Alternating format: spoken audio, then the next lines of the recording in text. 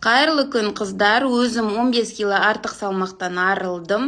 Бұл жерде ешқандай ПП, ешқандай детокс, ешқандай ашығусыз-ақ өзімнің қалаған тамағымды жей отырып, мучной, сладкай, газированный ешқайсынан отказ бермей-ақ қалаған салмағыма жеттім. Яғни 15 кило артық салмақтан арылдым.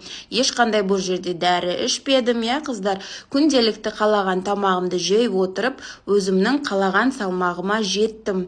Бұл жерде ешқандай жаттығу жоқ, ешқандай шаг толтыру жоқ.